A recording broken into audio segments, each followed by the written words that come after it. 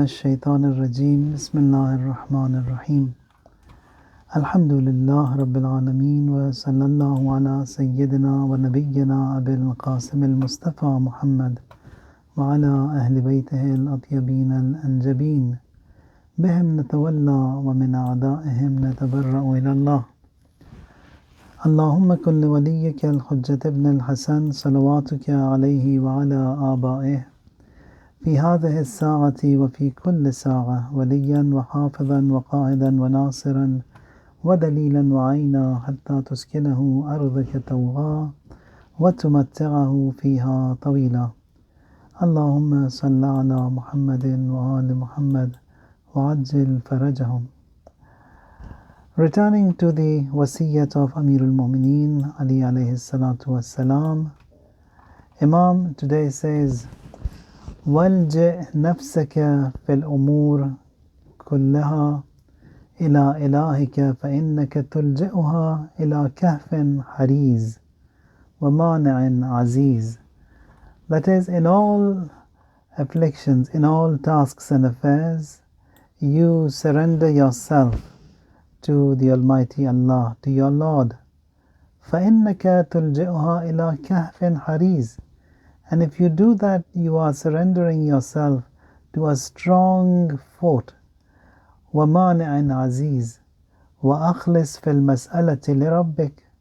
And then you be sincere in whatever you want from Allah. So be sincere, purify yourself, and ask the Almighty Allah. فَإِنَّ بِيَدِهِ الْعَطَاءُ وَالْحِرْمَانُ. Giving and not giving, both of them, it is in his hands. وَأَكْثِرْ الْإِسْتِخَارَةِ. And then Imam says, you increase and you do a lot of istikhara. Istikhara means to seek the good, not the istikhara where generally people they want to take out for different. Istikhara means talab al-khayr. That is, you seek the goodness, seek the well-being. You ask Allah for the good to unfold before you. وَتَفَهَّمْ وَسِيَّتِي. And then he says that Imam says to his son, Imam Mujtaba alayhim as-salam, understand my wasiyyah. وَلَا تَذْهَبَنَّ عَنْكَ صَفْحًا فَإِنَّ خَيْرَ الْقَوْلِ مَا نَفَعَ. Says the best of words is that what is beneficial. وَاعْلَمْ أَنَّهُ لَا خَيْرَ فِي عِلْمٍ لَا يَنْفَعُ. And then Imam says that there is no use of seeking a knowledge that will have no benefit also. So quite a different a variety of commands Imam has given over here today, and that is, first of all, depending and relying upon Allah Tabarak wa Ta'ala, and that everything is from Him. And in this life that we are living in, here we have to rely upon Him a lot. And especially in this livelihood, we've got enemies in all forms.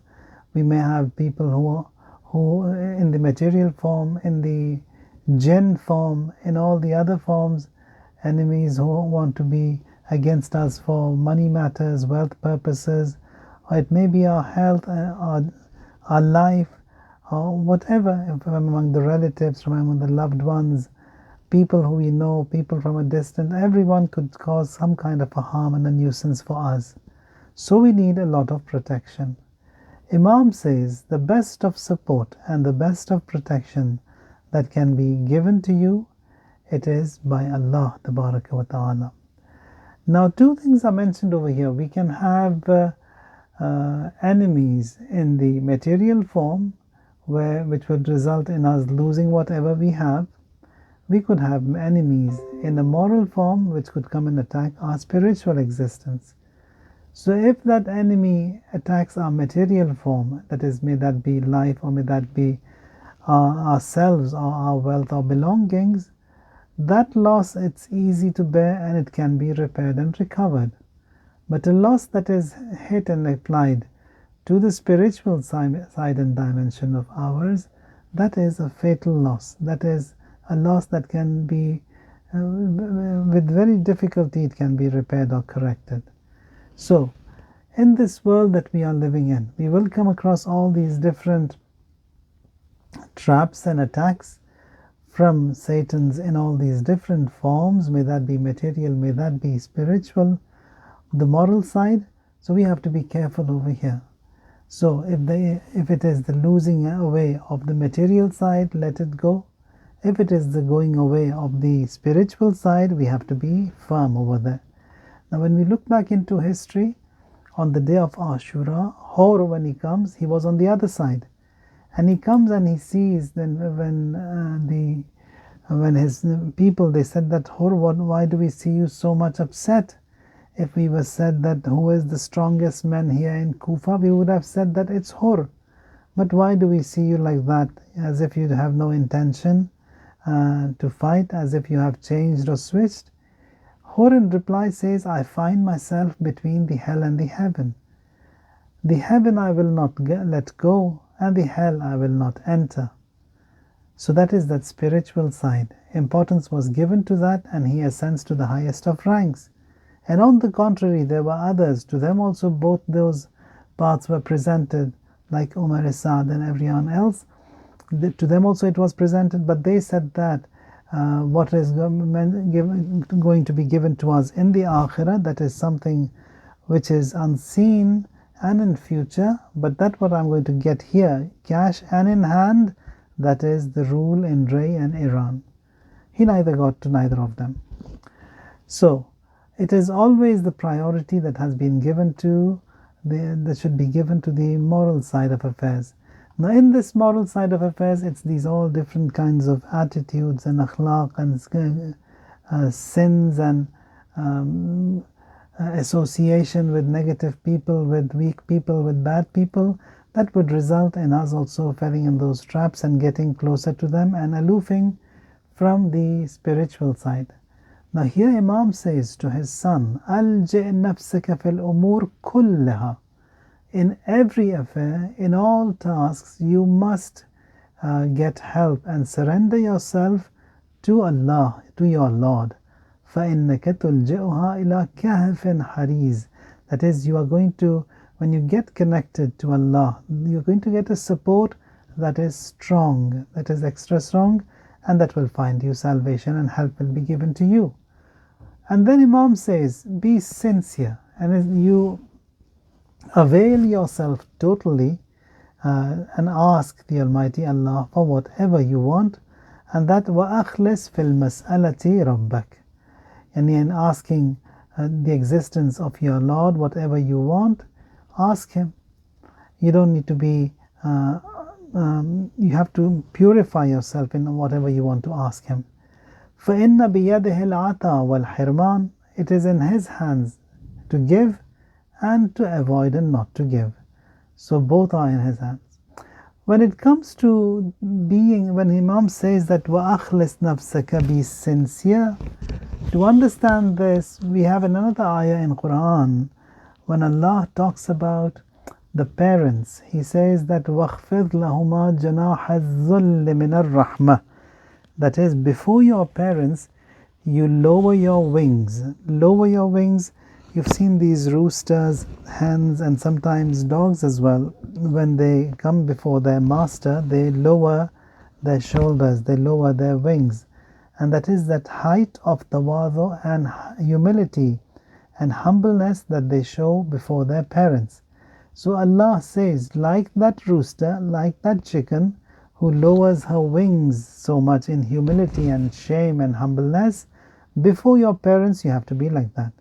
Now, before your parents and then before God also it has to be just like that. That humility and that humbleness has to be observed. Now, the Almighty Allah, ala lillahi dinul khalis, that's deen which is khalis, meaning that deen which has no shirk and polytheism in it, that is for Allah. So a deen I have to have which has no shirk whatsoever in it.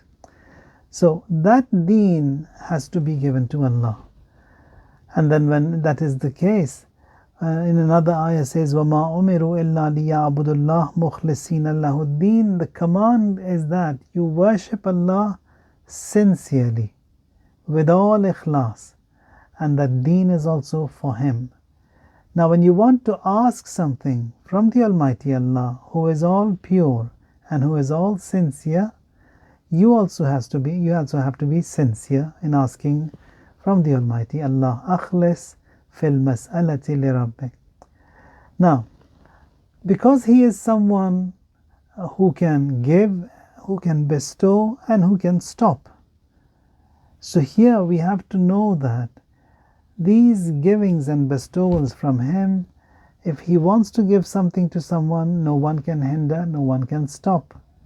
If He doesn't want to give something to someone, no matter what we do, what door we knock, it will not be given to us when it's meant not to be given. There is this ayah in Quran which is mustahab on the first day of every lunar calendar. You offer this 2 rakat prayer which is known as the Namaz of the first of the month. And then you've got this ayah that is recited after the prayers. And also on and off do recite this ayah. It says, إِنْ يَمْسَسْكَ اللَّهُ بِالضُّرٍّ فَلَا كَاشِفَ لَهُ إِلَّا هُ. If Allah has intended some distress to come towards you, no one can stop. No one can put away that distress. No one. إِلَّا هُ, but He Himself. وَإِنْ يُرِدْكَ بِخَيْرٍ فَلَا رَادَّ لِفَضْلِهِ. And if Allah has desired good for you, no one can stand on the way of that good and that grace. It will definitely get to you. No one can hinder, no one can stop. فَلَا رَادَّ لِفَضْلِهِ يُصِيبُ اللَّهُ يُصِيبُ بِهِ مَن يَشَاءُ مِنْ عِبَادِهِ. And He grants to whomever He wishes. That is Allah Tabaraka wa Ta'ala. Now the other thing that Imam mentioned over here is Aksir al-Istikhara. That is, you seek the good from Allah and a lot. Yani talabul khayr, you ask for the good from Allah and you ask that a lot. Istikhara means, that is, you look into the tasks that you have to do. You'd see, first of all, study that work that you want to perform, think over it, and get the advice from your sincere people who are around you. And then once you've started and you've done your homework of thinking and then seeking the good from Allah, now you've made up your mind, you embark, tawakkalun ala Allah. Relying upon Him, you go ahead. So istikhara means that homework that you need to do, talabul khayr, that is, I want the good and I'm seeking for the well-being from the Almighty Allah. Now there's another istikhara that is generally performed by the mu'mineen. That is, once we cannot make a decision and we are confused or in doubt, there we seek help by the way of an istikhara. And the doer of the istikhara, he does it either with a sabha, with the tasbih, or from the Quran, as it has been taught by the Ma'asumeen alayhimus salam. There, when you can't make a decision, for example, you want to buy a car, you don't know whether this one or that one. So here you make up your mind and your decision to buy this one, and then you do an istikhara. If it turns out to be good, you buy it. Now this istikhara also is done only after you've done your homework yourself, and that is doing the inquiries and then getting an advice from the relative mu'mineen or relative person or specialist in that field. And after that, if you cannot decide, then you do an istikhara. There is an istikhara which is also generally misunderstood in our Urdu speaking community and also in the Afghani side of Farsi speaking community, and that is also because of the influence there has been between the Sunnis on the Shias living in these parts of the world. They have an istikhara which is a kind of a fortune telling. We don't have that. Our istikhara means, that is, you cannot make up your mind, and then you come and see an istikhara First of all, the niyat would be to do, and then if it comes out to good, you will do it. And you have intended to do, and the istikhara was bad, so you don't do it. The istikhara it's a fortune telling, it's a future telling. They come and say that just see an istikhara, for example, for this spouse, for this match. And the person who's doing it for them, he comes and tells them the future, whether it should be done or not, and how not. We don't have that. We have, first of all, in marital issues and divorce, etc., ulama, some of them, they are of the opinion that you shouldn't be doing istikharas at all.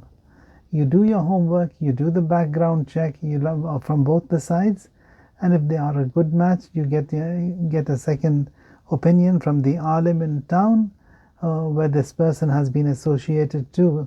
Then you speak to him, and from there you get the background information, and then you go ahead, even without an istikhara. Our Ustad Ayatullah Jawadi Amudi, he never does an istikhara, neither for himself or for anyone. Whenever anyone approaches him for an istikhara, he says that you offer a 2-rakat prayer, and after that you ask Allah what to do. And then when you bow down in sajda of shukr, or immediately after that, whatever comes to your mind is the istikhara. You do accordingly. So that istikhara which he has, it's like that. So here Imam says, وَأَكْثِرِ الْإِسْتِخَارَ means always seek the good from Allah. Ask for the good, for the well-being, for the khayr from Allah Tabarak wa Ta'ala, and ask a lot. Aksir means ask a lot. So it's talabul khayr min Allah. Now that was one. Now the other thing that Imam mentions over here is that if istikhara means that Allah, if He wants, He could have given everything to everyone. It wasn't difficult for Him. Now in all this creation, the only example that we see from Quran, it's Hazrat Maryam salamullah alayha, that her food was always delivered to her mihrab in the masjid, and then without her cooking anything, and then although she was fasting, her sahari and her iftari also was prepared from the heavens and delivered to her mihrab, her masjid, the place where she was worshipping. So that is an one-off case from Allah Tabarak wa Ta'ala for Hazrat Maryam. If He wanted that to happen, that every day a grocery bag be delivered to every one of us, if He wanted, He could have done that. But it is not meant to happen. We have to go and get this rizq of ours, earn this by our own hard work, and we have to make all the channels, and through those channels, whatever we want, we have to get. So, in this talabul istikhara, that is seeking the good from Allah Tabarak wa Ta'ala, this is also embedded in it. That is, the hard work has to be yours, and then you rely upon Allah with that good intention and istikhara of yours, and then whatever outcome is, that will be the result and the reward that you will be getting. So Imam says that talabul istikhara, that talabul khayr from Allah Tabarak wa Ta'ala. The next thing that Imam mentions in this glorious wasiyyah is that وَتَفَهَّمْ وَسِيَّتِي, understand my wasiyyat, Hasan. وَلَا تَذْهَبَنَّ عَنْكَ صَفْحًا, and just don't walk away from this wasiyyah without understanding and knowing it. So think over it, ponder over it, all that I have mentioned in this wasiyyah for you. Now Rasulullah sallallahu alayhi wa alihi wa sallam was sent by Allah to be obeyed. Bi'iznillah, that was the command of Allah, that Rasulullah be obeyed. People, they used to come to Rasulullah, they used to learn from him. Now Rasulullah sallallahu alayhi wa sallam, in this wasiyyah, one of the things that was mentioned was that you surrender your tasks and affairs to Allah, that everything He will be doing, everything will be from His side. And that ayah also that was recited, that وَإِنْ يَمْسَسْكَ اللَّهُ بِضُرٍّ فَلَا كَاشِفَ لَهُ إِلَّا, that if Allah holds on to something, it will not happen. If He has intended something not to get to you, it will never get to you. If He has intended khayr for you, that will definitely get to you. No one can stop that khayr getting to you. Now, in this world that we are living in, He said that you have to surrender yourself to Allah, because you will go through all these tests and trials, and those tests and trials will be a lot. This dunya, it's darul bala, that the dunya is a house of bala, of tests and trials. So in these tests and trials, what do we do? Here Imam said, you got to surrender and connect to the Almighty. In one of the riwayat that we have from, I believe, Imam as-Sadiq alayhi salatu wassalam, he says that from Abul Hasan Musa alayhi salam, that is Imam Kadhim alayhi salam, Musa ibn Ja'far alayhi salatu wassalam, our seventh Imam. Imam says that ma min bala'in yanzilu ala abdin mu'minin fayulhimuhu Allah azza wa jal ad-du'a. Says that no trial befalls upon a believer, but that the Almighty Allah, He inspires him to supplicate. So when a bala comes to us, that is, Allah is activating that dua mode in us. He wants us to supplicate to Him. He wants us to communicate to Him, to speak to Him, to talk to Him. And that bala, the trial, is removed faster. And then Imam says that, and then says, وَشِيكًا وَمَا مِن بَلَاءٍ يَنزِلُ عَلَىٰ عَبْدٍ مُؤْمِنٍ فَيُمْسِكُ عَنِ الدُّعَاءِ إِلَّا كَانَ ذَلِكَ الْبَلَاءُ طَوِيلًا. Now no trial befalls upon a believer, and he refrains from supplicating. So a bala has come, and I'm not supplicating, and I'm not having a connection with Allah, communicating with Allah Tabarak wa Ta'ala. Here Imam says this bala will be lengthened. It's going to stay for long if you don't supplicate.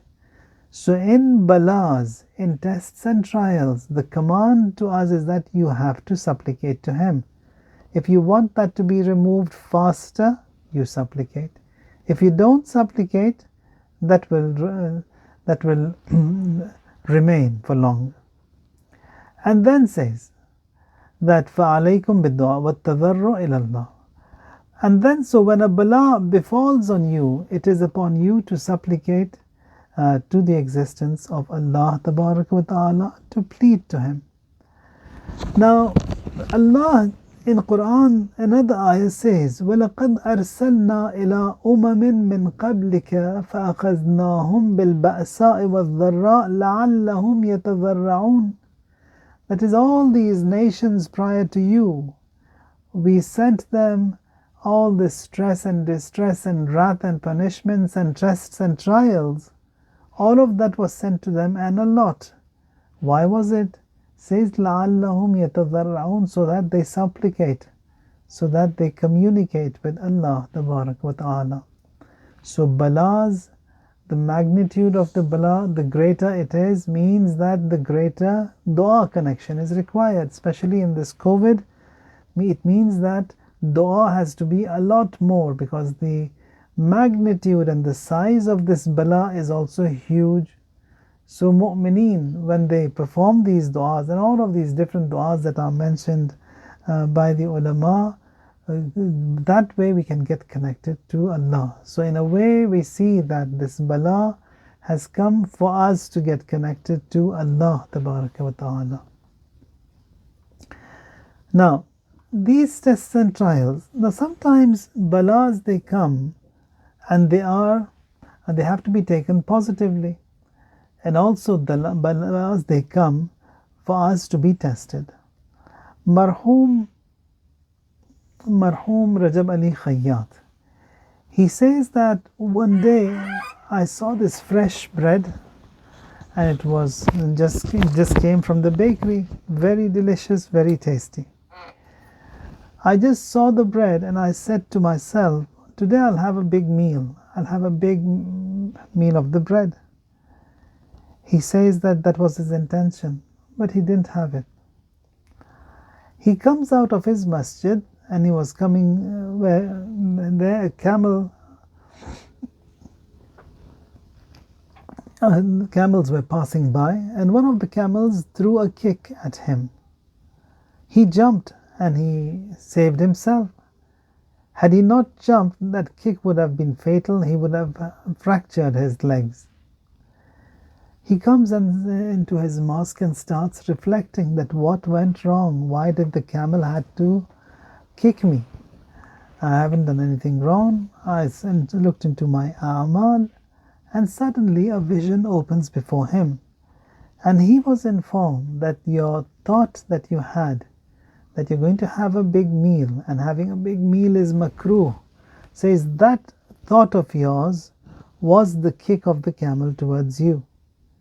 He says in that vision that, but I did not eat.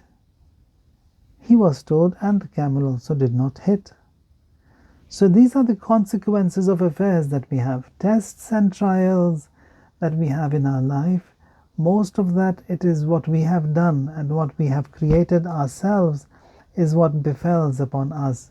So here we have to be extra cautious of what we are doing, for it is an action replay, and for mu'mineen it is as such that if they've done something bad to someone, before they die they will see exactly the same action of theirs that has been done that will be done by them or for them or upon them.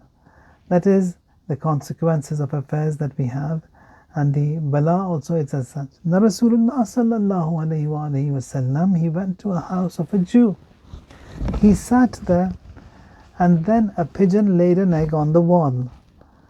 That egg, it rolled from the wall, from the higher wall to the lower wall to the lower wall, and it came all the way down and dropped into the yard of that Jew, and the egg did not crack.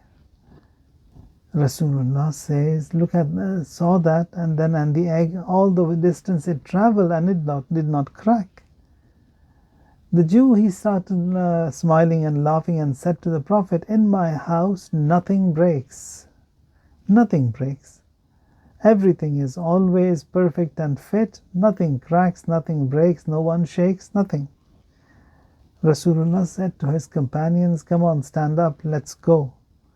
Says, why, where? Says, because a house wherein there is no bala, there is no mercy of Allah Tabaraka wa Ta'ala as well. So all of these problems that come across in our lives, they are for three reasons. When we look into the riwayat, it is for three reasons. One, it is for the forgiveness of the sins that we have done, or that Allah wants to increase our rank and give us higher ranks in the akhirah, or it is for the forgiving of the sins that we have done, or it is for the sins to be shed away, or for the darajat to be elevated, that Allah Tabaraka wa Ta'ala He gives these tests and trials to us. And if you look into Quran also, it's been mentioned, وَلَنَبْلُوَنَّكُمْ بِشَيْءٍ مِّنَ الْخَوْفِ. That is, we test you. We will test you with a little bit of a hunger.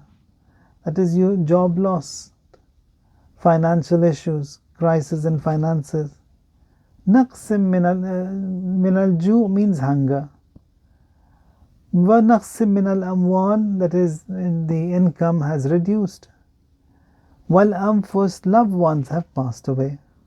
وَالثَّمَرَاتِ, of fruit and vegetables and all these blessings that are with you, that will be taken away. Slightly it will be reduced. So the task given to us and the duty at that time assigned to every one of us is بَشِّرِ الصَّابِرِينَ. You have to observe patience. So with patience, you can put away the bala. Salat, prayers, put away balas. And then sins, committing them, they invite balas. And there are so many different ways how these balas can be repelled. And there are actions that result in inviting the balas towards ourselves. This dunya that we are living in, it is full of trials and tests. Innal insana lafi khusr illa innal insana la yatgha. So we've got these ayat. Innal insana lafi khusr, he is in a loss.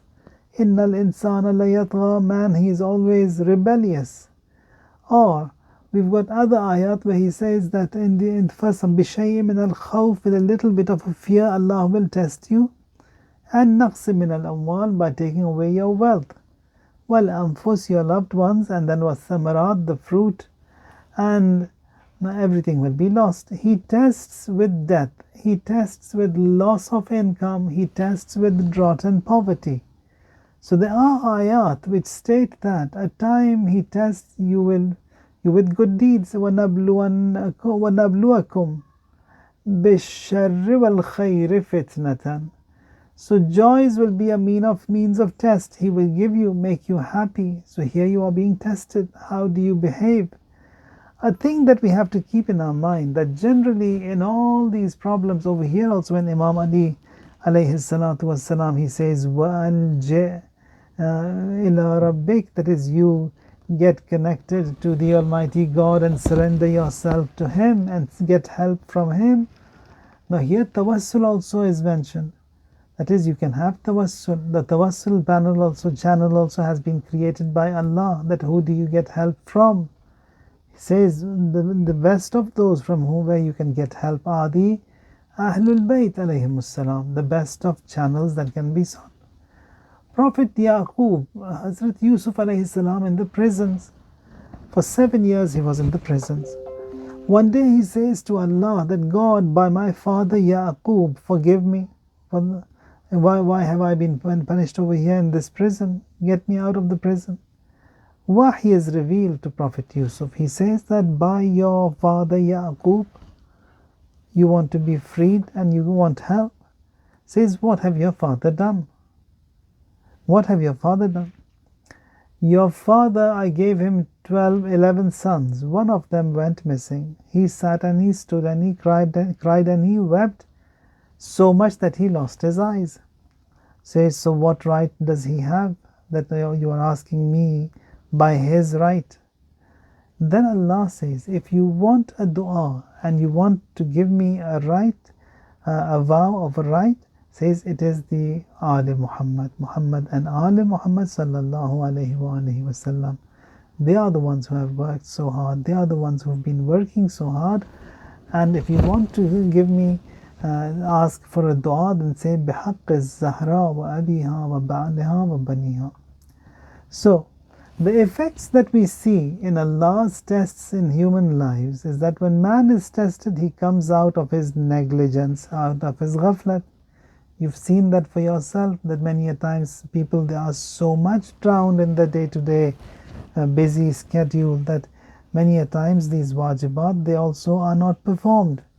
So here when this bala comes to this person, that what triggers him first is that I have to go and fix my prayers. So that is from Allah, that He wants him to be forgiven, and then Allah wants him to be reconnected to the Almighty, so that bala it comes. Well, so here says, وَنَبْلُوَكُمْ بِالشَّرِّ وَالْخَيْرِ فِتْنَةً. Fitnatan means for a test. Do you see this shar? It is a fitna. You see the khayr? That is also a fitna. Now what is the reason behind these tests? Some of the reasons I'll mention here. It says effects of Allah's tests on human beings. When man is tested, he comes out of negligence. That is the first one, that ghaflat is gone. And a clear straight road ahead is good. But it will make the driver also drowsy. So if you have all these ups and downs on the road, on the highway, then the driver is also alert. He will not go drowsy. If he puts on that cruise control, he is careful that to apply brakes every now and then because of these curves. Curves are these turbulences that we have in our life. So if it was a free life without any problems, then everyone could go fast and then on cruise control. And that is going to be fatal, because if you're going to get drowsy and tired. If it's all, the whole path is just like a one path with no ups and no downs. So ups and downs make you strong. Ups and downs, they are from Allah Tabaraka wa Ta'ala. That now, the other thing that we learn here from these tests and trials, the Imam says that you have to surrender yourself to Allah in all these difficult situations or in these worrisome tasks. A test for all mu'min, sinners and the awliya. Here says that al-bala lil-zalimi adabun. When Allah tests a zalim, says it is to correct him. it's adab for him. وَلِلْمُؤْمِنِ امْتِحَانٌ, for the mu'mineen, it is the bala, it is a test. And for the others, وَلِلْأَوْلِيَاءِ دَرَجَةٌ, for the friends of Allah, it is a rank. So, bala for an oppressor is correction. Bala for a mu'min is a test. Bala for the awliya is a rank. Man knows himself in hardships. At times one thinks that he is a very good guy, very pious, very religious. But on an issue, he finds and sees himself that he has been very useful. So he comes to know himself. So to whether he has the ability or is incapable of these tests and trials, they bring man out of that stagnant lifestyle. So tests and trials are there. So I'm constantly moving around to correct this or bring everything back to normal. So these tests and trials are important, and they are blessings from Allah Tabaraka wa Ta'ala. Not that we ask Allah to send down balas and tests upon us, no. That we have been forbidden by the Ma'asumeen, that to ask Allah to invite bala and misfortune for yourself. That no. Now these examples that were mentioned now in tests and trials, it is that what we go through. So here it says, هَذَا مِنْ فَضْلِ رَبِّي لَيَبْلُوَنِّي أَأَشْكُرُ أَمْ أَكْفُرُ. Allah, He tests to see if I am grateful or ungrateful. Prophet Sulaiman said, the rule is by the grace of Allah Tabaraka wa Ta'ala. He wants to test me. لَيَبْلُوَنِّي. Am I grateful to Him, أَأَشْكُرُ, or am I ungrateful to Him, am akfur? So tests separate man. وَلَيُمَحِّسَنَّ اللَّهُ الَّذِينَ آمَنُوا وَيَمْحَقَ الْكَافِرِينَ. That Allah Tabaraka wa Ta'ala, He may purge, He may cleanse the hearts of those who have faith, and that He may wipe out the faithless. So that's also a test that separates the good and the bad. So tests, bala, they awaken man, they are rewarding, they make us grow, and then man knows himself how able he is in these tests and trials. And then one relationship, our relationship with God is known. So we still learn so many things from these tests and trials. In these difficulties, now those of us who've seen so much of difficulty in our life, we become better, stronger people. We can make up mind quicker, easier, and then we can be stronger, because we've learned so much from all these tests and mishaps that have unfolded upon us.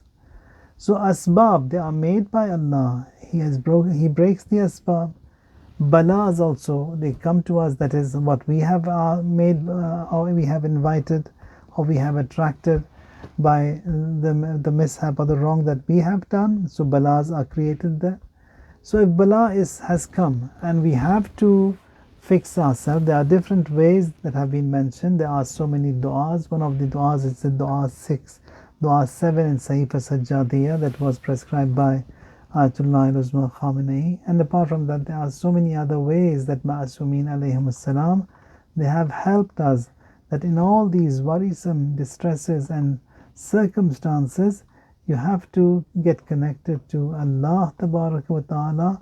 And then when we get connected to the Ahlul Bayt, that path also has been shown to us by the Almighty Allah. وَابْتَغُوا إِلَيْهِ الْوَسِيلَةِ. That is, you seek the means of nearness to Allah. And the means of nearness to Allah Tabaraka wa Ta'ala are the Ahlul Bayt alayhim as-salam, are the Imams. When inquired that وَلِلَّهِ الْأَسْمَاءُ الْحُسْنَى on the Laylatul Qadr, when you'll be placing the Quran on your head or before you, and you will be saying bi Muhammadin, bi Aliyin, bi Fatima. Imam al-Sadiq says, someone comes and says that, inquires about these names, says that these names of Allah, what are they? وَلِلَّهِ الْأَسْمَاءُ الْحُسْنَى فَادْعُوهُ بِهَا. That is, you call upon Allah by these good names of Allah. What are they? Imam says, نَحْنُ وَاللَّهِ الْأَسْمَاءِ الْحُسْنَى fil Quran, that we the Ahlul Bayt, we the Imams, are the Asma'ul Husna, the good names of Allah in Quran.